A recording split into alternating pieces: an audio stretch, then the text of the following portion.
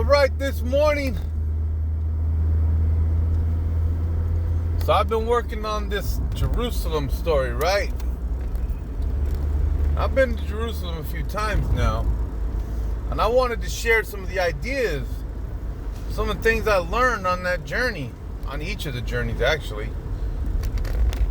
So one of the journeys I went on, got myself a hostel. See, I didn't know about hostels the first time, but the third time, I got me a hostel. I paid like, $15 a day to stay at this hostel. I slept on the roof, right? I was like, what does the roof sleeping thing look like? No idea, right? No idea. I'm gonna be sleeping until it be cold and rainy and who knows what, right? So I get there and I paid my fare and I've done all the things I need to do to set up. And so they point me to the roof. So I go up to the roof and they got all these mattresses like this thick, just stacked up. I was like, wow, that's a lot of mattresses. They must be expecting a lot of people to sleep up on the roof. I didn't know what the sleeping situation was like. So anyway, I go up on the roof to sleep, and there's like, 75 people that show up to sleep on the roof. I was like, oh my God. I had no idea, completely ignorant to the whole situation. So I set up my spot, put my backpack there so that people know that somebody's sleeping there. And then I left my suitcase where everybody else leaves their suitcases at, right? There's a big area, not big area, but there's an area for everybody to leave their suitcases for the people that are sleeping on the roof. And it was kind of like sketchy, right? I was all sketchy, like, oh, my suitcase can be right here. I got all my gear in it, right? Oh, somebody jump in there and grab my stuff. So I'm a little bit paranoid at first. I think I might be staying there for like 2 weeks. That airline, that flight is long, right? So you don't want to go over there for a weekend. It'll take you 2 days to just get there flying there and back. Anyway, so I show up there. I'm in the old city in this hostel, sleeping up on the roof. One of the events, right? It's the Holy Fire's coming. I don't know when this was. It seems like it's right around Passover, I think. Can't really remember. Anyway, so I'm there, right? I get there like 7 o'clock in the morning. And I'm like hearing all this. All the gates around the old city are shutting. You can't come into the old city. Because this event's so big, they only let certain people in. I didn't know. I had no clue. But I was already in the old city, so I got up out of bed early, walked down there, and I was like, what's going on here? So I'm standing at it's called the Church of the Sepulchre.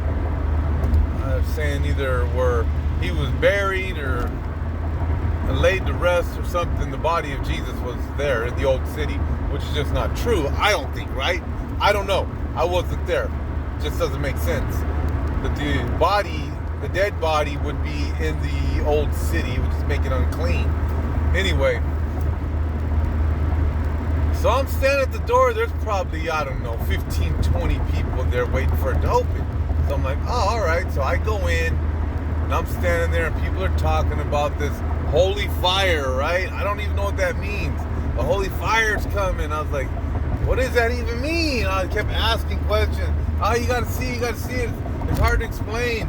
So they started ushering people in the door, and I go inside the Church of the Sepulchre, and I'm standing there. By the time, I'm kind of taking my time, just kind of walking slowly. The funny part was, when I was going in there, these gates were like half shut, so I just walked through them. I just kept walking through these gates that were half shut. By the time I had gotten through the gates, somebody came out and shut them. I was like, wow, right when I get through there, those gates get shut. They get shut and locked, right? So nobody can get in. They're letting in people with tickets, I guess. I don't know. So I'm standing at the Church Sepulchre door, taking my time going inside the front, and people are running past me. They're just running. Like hundreds of people ran past me. I'm like, why are all these people running? What's so important? So I'm kind of like, now I'm starting to get a little worried. Like maybe I better move up my pace a little bit. better stop dragging my butt. So I get in there, and there's like 100 people already in there easily. So I'm like 100 people. So I don't know if you know about the Church of Sepulchre, but inside the building, there's another building. That's where they get the holy fire at, in that little building. So everybody's standing around that little building. I'm like, I don't know, 30, 40 people deep. I mean, and believe me, it's smashed in there. It's not like just 30 or 40 people. I'm talking about smashed. People nuts to butts. You know, I've said this comment before. It's like that, right? You're smashed up against the person in front of you. The person behind you is smashed up against you. A few hours go by and the place is packed. The place is completely packed.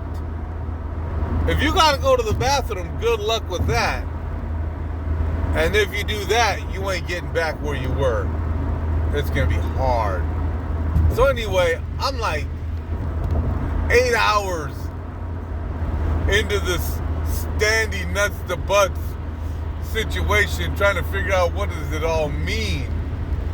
So this guy comes in, group of guys, they come in, and the patriarch, I think, of the church, or the Orthodox, the Greek Orthodox patriarch comes in there, and they pat him all down in front of everybody, like to prove that he's got no lighter or some kind of igniter in his pocket to secretly spark this fire. Of course, I didn't know at the time. I was just watching, seeing it unfold. So he goes in there, and 5 or 10 minutes later, maybe 15, I don't know, he comes out with this flame. It's all on fire and stuff.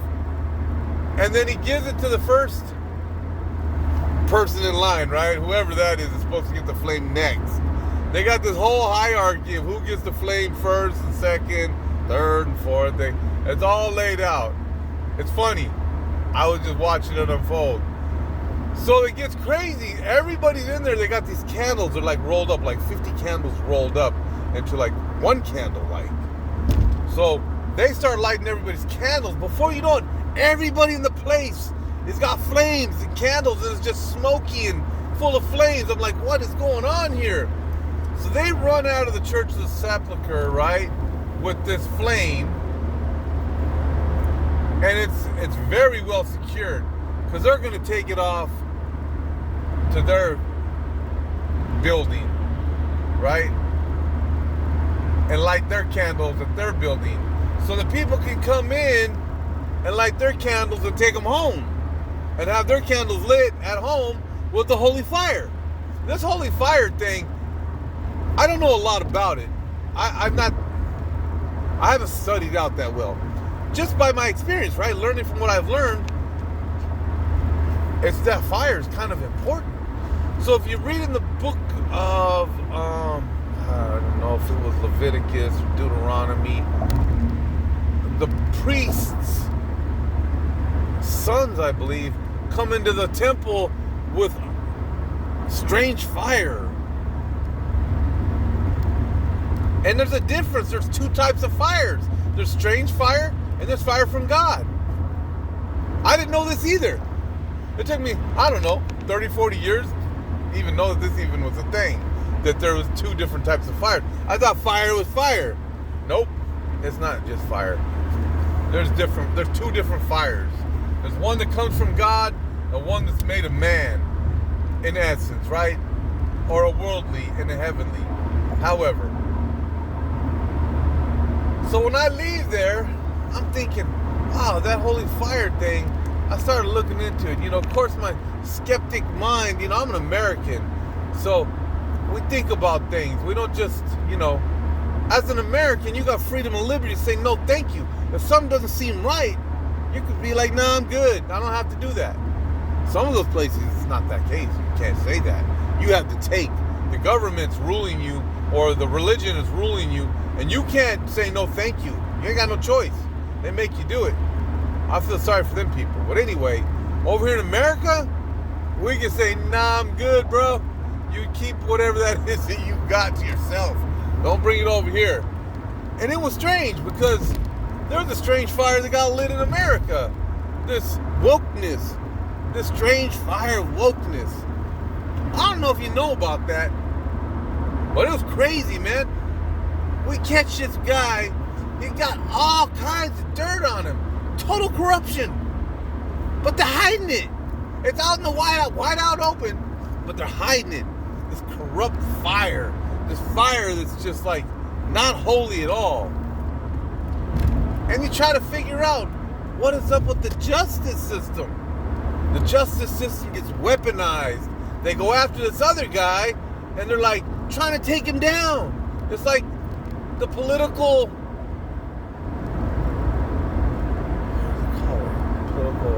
opposition.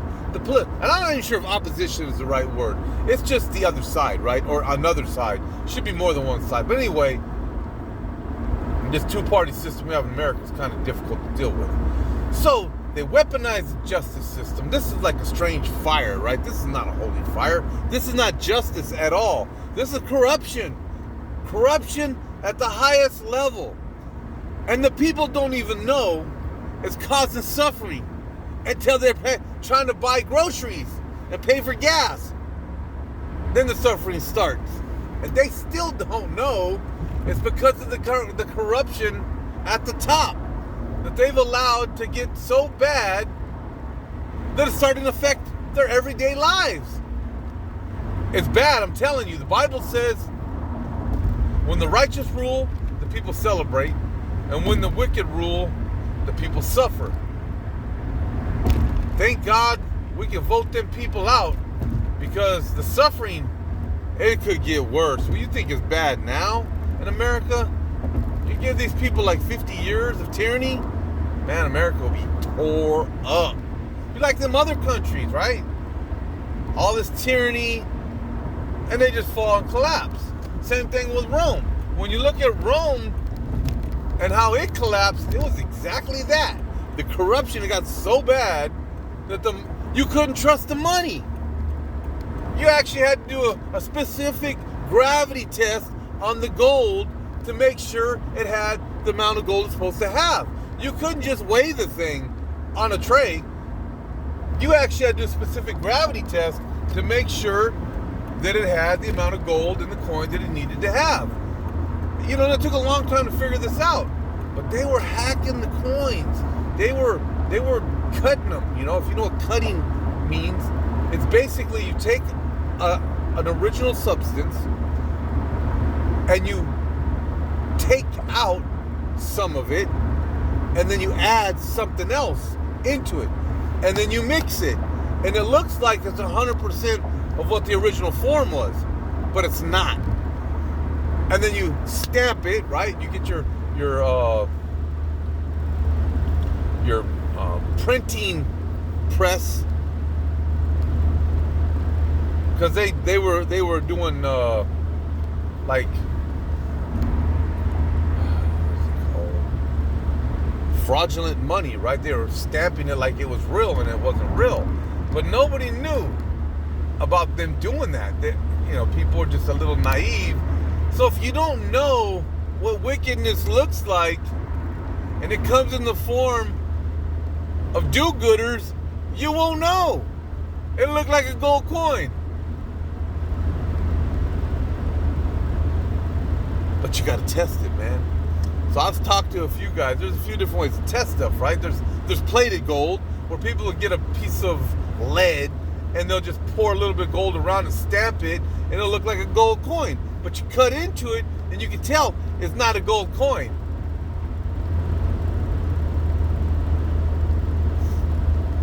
And so as time went by, we learned how to test the money and see if it was authentic and real. Like the silver, you got to do like an acid test.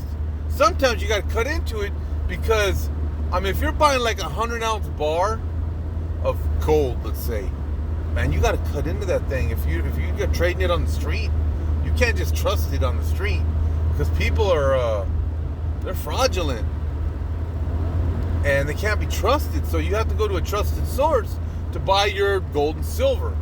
Anyway, I'm getting off track again. I'm trying to get the holy fire thing, but it's that fire, that authentic fire from God, that only comes from God, that God only accepts. It's not the same as other fire, the polluted fire. So there's two, right? There's two camps. You got to watch out. Which camp are you in? Well, that's gonna be a long video, man. Look at that. That's like, I don't know, 15 minutes long, bro. Bless you, man.